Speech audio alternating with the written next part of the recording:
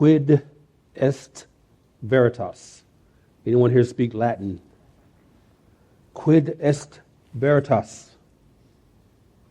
What is truth? What is truth? That question is, of course, taken from John 18:38, a text that I like to refer to as the verse heard round the world. John 18:38, the verse heard around the world. I describe that verse in those terms because it's been my experience that whenever the subject of truth is raised, it is that particular inquiry by Pontius Pilate that seems invariably to register in the minds of many people. The problem, however, is that although countless people, including many professing Christians, may be familiar at a surface level with the question posed by Pilate, the vast majority of them have no idea how to objectively respond to that question if they were ever challenged to do so. Now, I make that assertion against the backdrop of what John MacArthur writes in his book, The Truth War, subtitled Fighting for Certainty in an Age of Deception. MacArthur says this, quote, "People no longer believe in truth as a sure and knowledgeable reality. Many self-styled evangelicals today are openly questioning whether such a thing as truth even exists. Others suppose that even if truth does exist, we can't be sure what it is, so it can't really matter much. The twin problems of uncertainty and apathy about the truth are epidemic, even among some of the evangelical movement's most popular authors and spokespersons. Some flatly refuse to stand for anything because they have decided that even Scripture isn't really clear enough to argue about. The church's duty has always been to confront such skepticism and answer it by clearly proclaiming the truth God has revealed in His Word," unquote. One rather glaring example of the uncertainty and apathy of which Pastor MacArthur is speaking is a Washington Times article dated October 20th, 2021, that cites an American Worldview Inventory survey conducted by the Barna Group, consisting of 2,000 U.S. adults from the Cultural Research Center at Arizona Christian University, in which 54% of the survey's participants embrace the postmodern idea that all truth is subjective and there are no moral absolutes. 54% of the survey's participants from Arizona Christian University. An excerpt from that article reads as follows. I'm quoting here. "The survey, which sampled 1,000 people by telephone and 1,000 people through online questionnaires, found that 88% of respondents say they fashion a unique philosophy of life from the personally appealing parts of multiple worldviews." Did you hear that? The personally appealing parts of multiple worldviews. Mr. Barna, who founded the evangelical Christian polling firm, the Barna Group, in 1984, said this makes syncretism the most dominant worldview guiding the decisions of Americans today. Barna said, "If there is no absolute moral truth, when the government is telling me this is the right thing to do, I'm going to automatically question it because a bunch of yahoos in Washington put it together. Because everything is based on my needs and my feelings. I may choose to ignore the law and feel no remorse about that because I have to take care of myself," he said. The article continues by saying this: "The next most dominant worldviews in the survey were biblical theism and moralistic therapeutic deism, with postmodernism and secular humanism after that as the life philosophies that Americans most often rely upon in making choices in life." Folks, we are in trouble. The personally appealing parts of multiple worldviews. That's not a worldview. If you're picking and choosing from multiple worldviews, you have no worldview. I want you to hang on to that. That's what you're facing in the culture today. Biblical theism, moralistic therapeutic deism, postmodernism, and secular humanism. Now that survey is but one example that you and I are living in a world in which truth, to the surprise, I'm sure, of no one in this room, is becoming an increasingly relativistic proposition, one that is built upon the shifting sands of whatever an individual's felt needs happen to be. That reality is fortified by Dr. Neil Burton in an August 2018 article for Psychology Today titled, "What is Truth?" subtitled "An Overview of the Philosophy of Truth," in which Dr. Burton writes this, quote, "For some thinkers, something can only be true or false if it is open to verification, at least in theory, if not also in practice. The truth of something lies at the end of our inquiry into that thing. But as our inquiry can have no end, the truth of something can never be more than our best opinion of that thing. If best opinion is all that we have to hope for, then best opinion is as good as truth. And truth is a redundant concept," unquote. So do you see what he's saying here? If everyone could just go around and say, well, my opinion is true to me, it's redundant. You don't get to truth. It's the hamster on the treadmill. You don't get there. You just keep running into opinion after opinion after opinion, because truth is subjective. It's my best opinion about that thing. And see, what Dr. Burton is saying here, unfortunately, is a sad testament to the fact that truth is increasingly being rejected today, even among professing Christians. The Apostle John declares in 1 John 2:21, "I have not written to you because you do not know the truth, but because you do know it, and because no lie is of the truth." Now, the word lie in 1 John 2:21 is the Greek noun pseudos. P-S-E-U-D-O-S. P-S-E-U-D-O-S. Pseudos, which in a narrow context refers to conscious and intentional falsehood. But in a broader context, that word pseudos refers to whatever is not what it appears or seems to be. A lie, biblically speaking then, in the context of this Greek word pseudos, is whatever is said to not be reality. Or simply put, whatever is said to not be objectively real. Now, there was a time when the meaning of words like real and reality were universally understood, and as such had no need for further elucidation or elaboration. But that's not the case today. And what do I mean by objective reality? Well, by objective reality, I mean reality as God defines it. As the late Dr. R.C. Sproul writes in his book, Truths We Confess, a systematic exposition of the Westminster Confession of Faith, quote, "Christianity affirms that we have a revealed religion. We learn things from God that we could never learn through pure human speculation, rational deduction, or sense perception." Listen to this statement by Sproul. "What we call revelation does not eliminate the mind or the senses.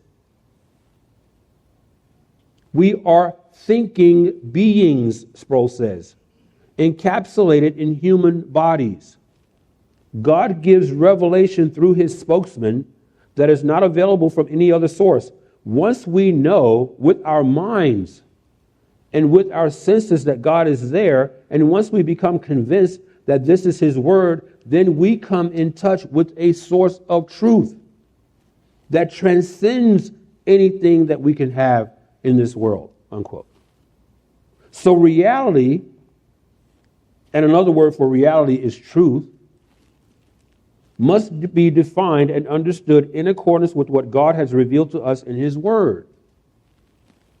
And to again quote Dr. R.C. Sproul from a teaching series he did some years ago for Ligonier Ministries titled, Truth Corresponds to Reality, quote, truth is not preference.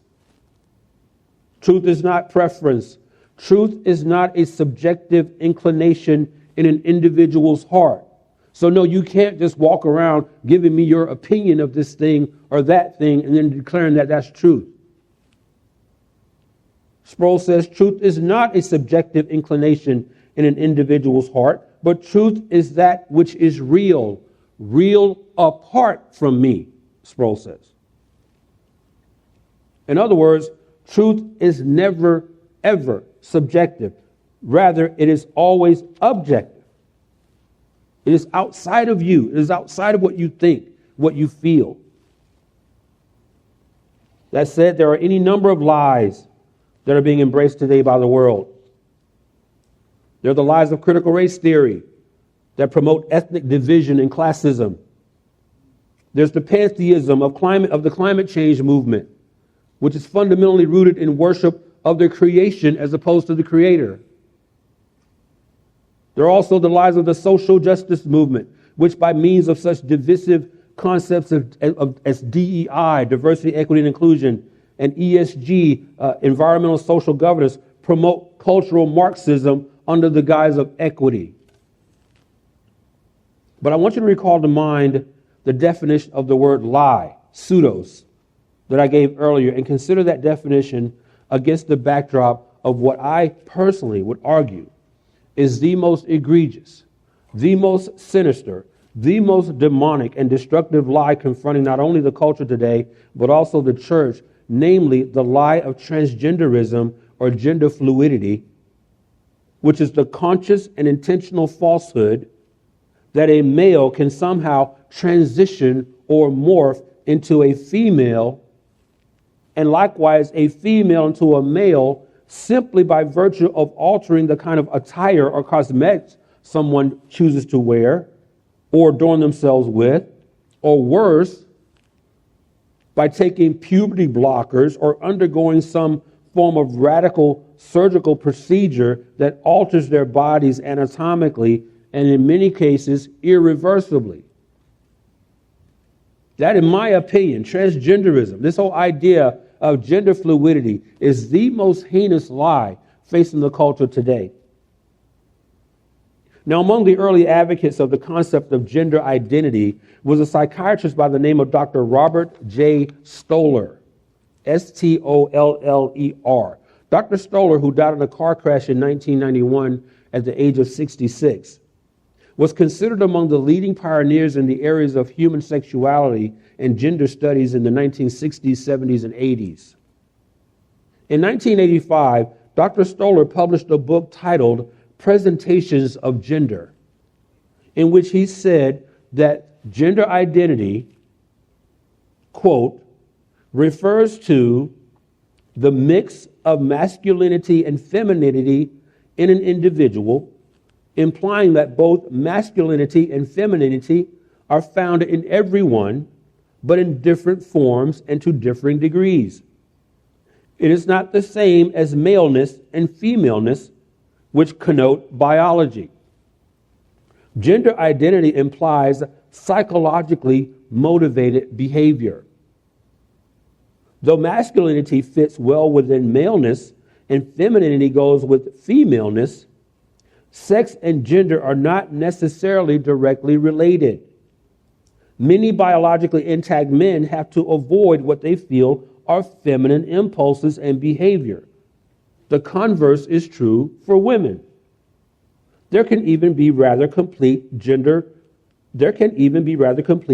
reversal, as in the case of biologically normal males or females who live as members of the opposite sex. But these designations do not serve us well unless we are also clear what is meant by masculinity and femininity. Masculinity and listen to this. Masculinity and femininity are defined here in gender identity as any quality that is felt by its possessor to be masculine or feminine. Felt needs again. Felt needs are redefining what truth is. What you just heard there was a dialectical argument trying to convince you that there is no such thing as objective maleness or femaleness. It's whatever you feel you are. This is how he defines the term gender identity. That's the way I often in my travels, I speak about how as Christians, it is our responsibility to exegete the culture. And what I mean by that is that you need to take the words, the vernacular, the terminology that the culture uses and define that. Define what they mean. When you hear the term gender identity, well, what do you mean by gender? What do you mean by identity? And what you're going to find is that they can't define it. They can't define it. So we as Christians, and I am often saying that every Christian is an apologist. What we need to do is to learn to respond to the culture's questions, the culture's statements rather, with questions. Put them on the defensive. Ask them, what do you mean by this? And what you're going to find is that they have no idea what they mean by what they say. They're just regurgitating the cultural terms with no meaning whatsoever. But here you have another example where gender is whatever you feel you are. So far from being an innocuous matter of being your authentic self, which is what the gender identityists will argue, where we're all about you just being your authentic self. You were born in the wrong body. We want to make room for you to be who you truly are. But far from being an innocuous matter of being your authentic self, as many transgender evangelists claim, gender identity as a worldview, and it is a worldview. This is a worldview we're talking about. Gender identity is a nonsensical, irrational, psychological construct that is rooted not in objective biological science, but in the subjectivity of confused feelings and emotions that are being experienced by some of the most naive and vulnerable among us. This is why the LGBTQ agenda right now is so aggressive in going after your children, because their minds can still be molded. They don't know the difference. They don't know how to argue against this. And public schools are now bastions, they're incubators of this sort of indoctrination. Dr. Ryan T. Anderson, president of the Ethics and Public Policy Foundation, exposes the insanity, the inanity of the transgender/gender identity ideology in a February 2018 article that he wrote for the Heritage Foundation. And in that article, Dr. Anderson said this, quote, this is a rather lengthy quote, but I need you to hang in there with me because I'm making a point here. Dr. Anderson said this in that Heritage Foundation article, quote, while activists claim that the possibilities for gender identity are rather expansive, man, woman, both, neither, they also insist that gender identity is innate or established at a very young age, and thereafter is immutable rather. Many of those who feel distress over their bodily sex know that they aren't really the opposite sex and do not wish to transition. Let me stop there. See, they know this. They know inherently that, like I do here, standing here, I'm a male. I know this. But here they are acknowledging at the same time that they may feel distress. There's the feelings coming again. And because you may feel that you're in the wrong body, then you must assume you are in the wrong body, despite the biological evidence to the contrary. They wish to receive help in coming to identify with and accept their bodily self. They don't think their feelings of gender dysphoria define reality. They don't feel. You see how this word feel and feelings keeps coming up? It just keeps coming up. They don't think their feelings of gender dysphoria define reality.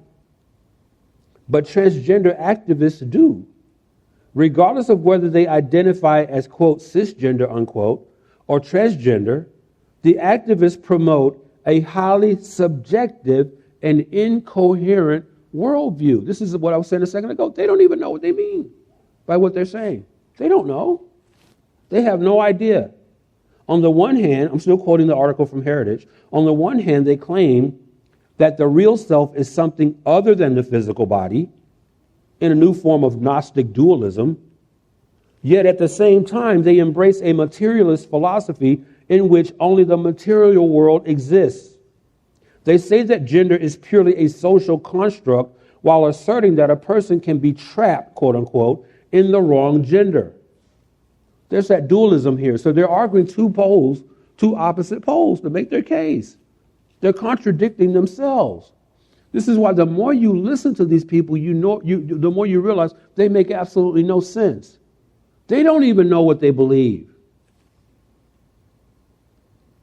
They say that gender is purely a social construct while asserting that a person can be trapped in the wrong gender. They say there are no meaningful differences between man and woman, yet they rely on rigid sex stereotypes to argue that gender identity is real while human embodiment is not. They claim that truth is whatever a person says it is, yet they believe there's a real self to be discovered inside that person. They promote a radical expressive individualism in which people are free to do whatever they want and define the truth however they wish, yet they try ruthlessly to enforce acceptance of transgender ideology. Do you see? I counted maybe 6 contradictions in that one statement of the gender identity worldview. They totally contradict themselves.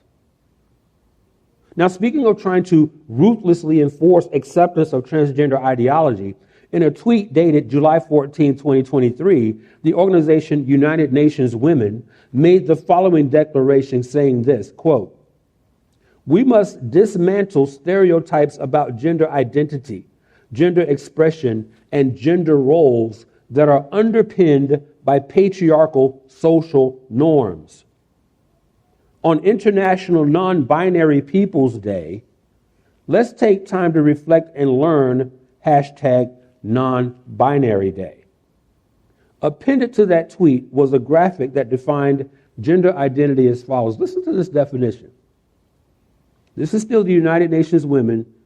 What I previously read was a tweet. They appended this to that tweet. Quote, "Gender identity is defined as each person's deeply felt internal and individual experience of gender, which may or may not correspond to the sex they were assigned at birth, or the gender attributed to them by society," unquote. I mean, this is unbelievably in its irrationality that these various definitions of gender identity seem to sort of revolve around one commonality, and that is whatever you feel, you are. By the way, that tweet is a prime example of queer Marxism. Everything I just read to you was queer Marxism. When you hear somebody talking about dismantling, that's a Marxist term. Patriarchal social norms, Marxism. This is all Marxism. But that notwithstanding, you see, what would be your response to that tweet by United Nations Women? See, this brings us back to John 18:38. What is truth? How would you defend the Christian view of sex and gender against what the United Nations Women just said? Could you argue against that? You should be able to. You should be able to. They're talking to you. This tweet wasn't targeted at the choir. They're talking to you. They're trying to convince you that gender identity is each person's deeply felt, internal, and individual experience of gender. You see, the transgender movement is an iniquitous microcosm of what the world looks like when it divorces itself from the truth of God. It is congenital to our nature as sinful human beings to want to be as far away from God as we possibly can and from his truth. As the 19th century Presbyterian theologian W.G.T. Shedd said, quote, "It is far easier for the intensely spiritual man to cultivate himself into a due regard for the outward and apparent than it is for the intensely earthly man to school himself into a spiritual way of thought. Indeed, it may be said of these two courses of cultivation that the former alone is really feasible. Man can come down from heaven to earth, but he cannot go up from earth to heaven. He can fall, but he cannot rise." Unquote. Shedd said man can fall, but he cannot rise. He can come down from heaven to earth, but he cannot go up from earth to heaven in and of himself. All lies. And what I'm speaking to you today about is living by truth in a world of lies. All lies, regardless of what a lie specifically posits or proffers, begins with the rejection of the truth of God. Every single lie is a rejection of God's truth. I don't care what the lie posits or proffers. It is a rejection. It begins with the rejection of the truth of God. And in the same way that all truth leads us to God, all lies lead us away from God. The world by nature wants nothing to do with God, or conversely with his truth. They want nothing to do with it. That is why the world is trying to deconstruct and redefine the most basic components of human existence. There is no male-female distinction. There is no distinction in identity, even biologically. We're all one now. We're all one. We're all the same. You see, the fundamental reason the world loves lies is that it hates God. It hates God. It hates God because God is the one who defines what truth is. And this is all a rebellion against that. Gender identity is fundamentally theological. It is not sociological. It's theological because gender identity is a denial of God and of his truth.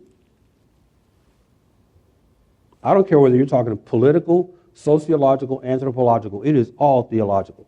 It all begins with Genesis 1:1.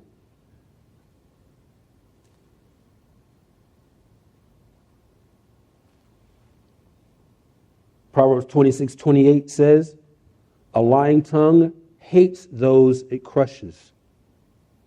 The Hebrew verb crushes in Proverbs 26:28 means to oppress. The lies of the world are designed to not only to deceive, but to destroy.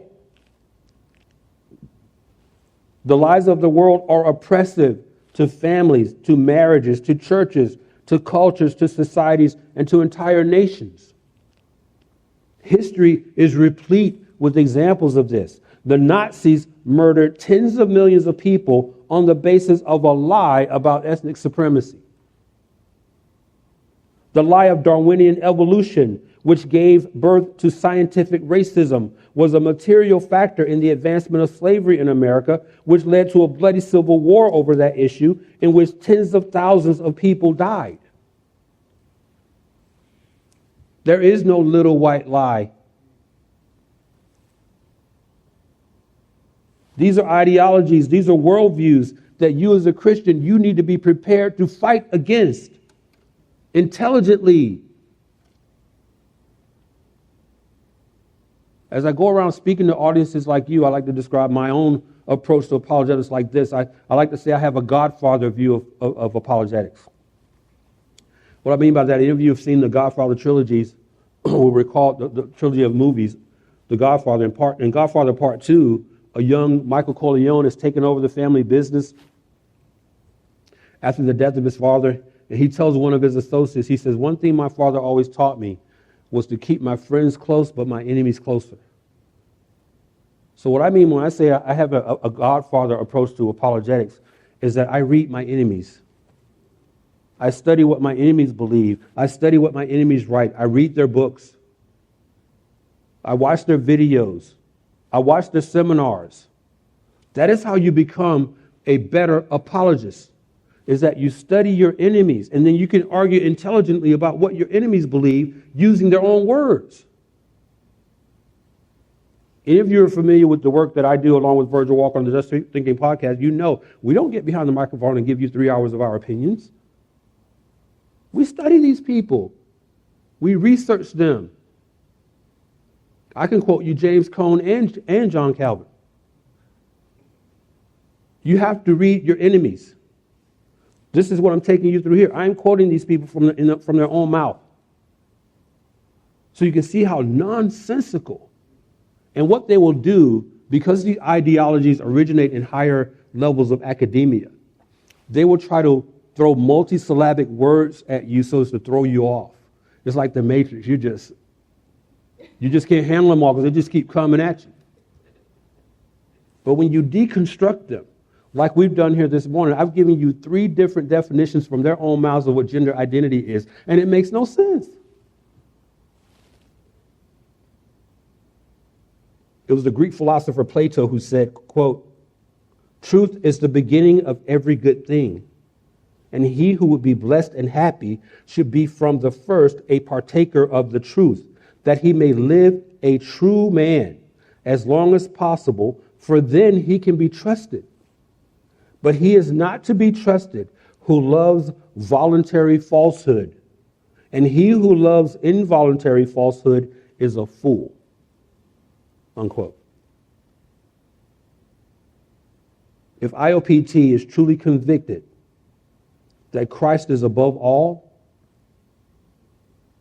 then let the IOPT remain resolute in standing for truth against the lies of the world. I say that not only for the sake of society, but more importantly for the sake of eternity, because souls are at stake. Eternity is at stake here. This is why you must fight against these lies. Eternity is at stake. And let me close with this charge to you all from Francis Schaeffer, who said this, quote, "We cannot wait for others to draw the line. We must draw that line. It will not be easy, and for many it may be costly. It certainly will not be popular. But if we truly believe in the infinite personal God, the God of holiness and love, if we truly love the Lord and love his word and love his church, we have no other choice." Unquote. Thank you all very much.